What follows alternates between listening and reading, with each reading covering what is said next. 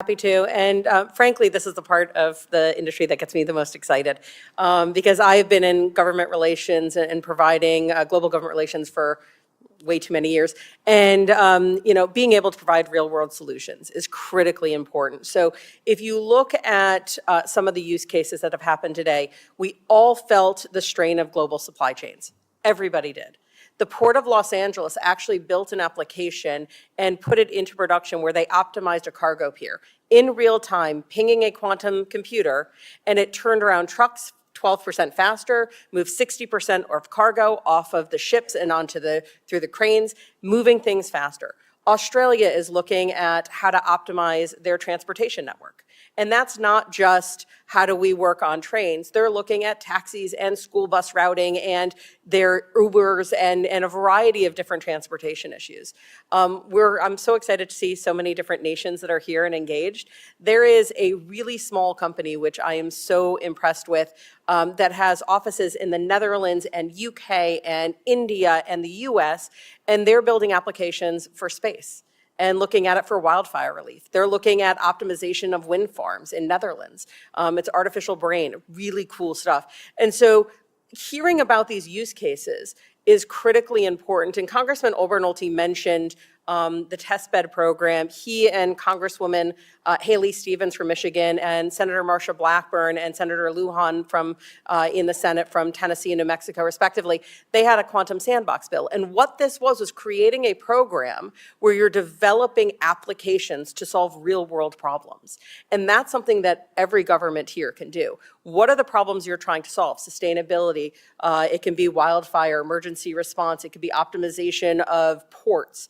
Those are the things where you could submit those in, and through these international partnerships and through these international collaboration agreements, come together and understand how do we develop solve a European problem or an African problem with cryogenics from Europe and some really interesting Asian algorithm development to a system that might be pinged in Canada or North America or the UK.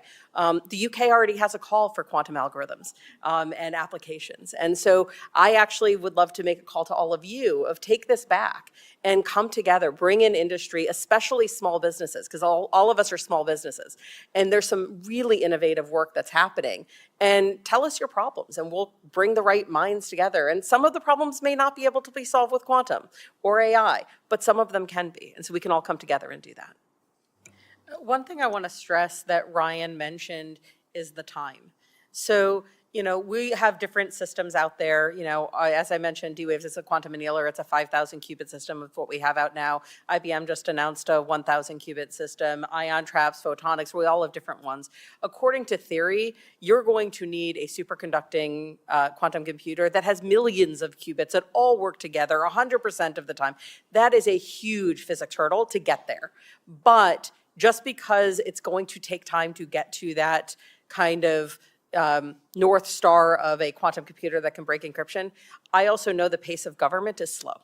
And so actually looking at what you have, where your data is, what you have to migrate, how long it's going to take you to migrate, that it might also take decades. So even though a quantum computer that can break encryption may be 10, 15, 20, you name it, years away, and as Ryan said, Q-Day, we don't know when that is.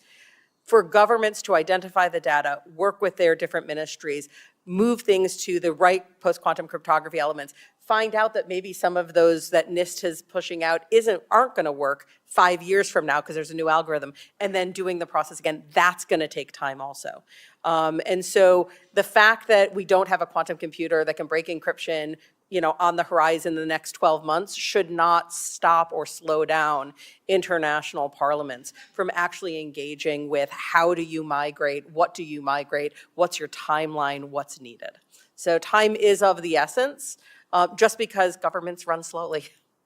One thing I'd love to just kind of connect, we've all been talking about quantum like it's in a silo. And you heard from previous speakers, Honorable Madison talked about AI. And so for the software layer, you actually are going to be using quantum algorithm development. And so somebody who's learning how to code an AI or code machine learning, they should also be learning how to code with quantum, because these quantum hybrid applications that are coming out right now, that's quantum plus HPC, it's quantum plus high performance computing, or quantum plus AI, or quantum plus machine learning. So any type of business optimization program, any kind of computer science program that's looking at algorithm development, there should be a quantum aspect in it, because that will also build the talent for the software layer, as we also need those folks for the hardware stack too.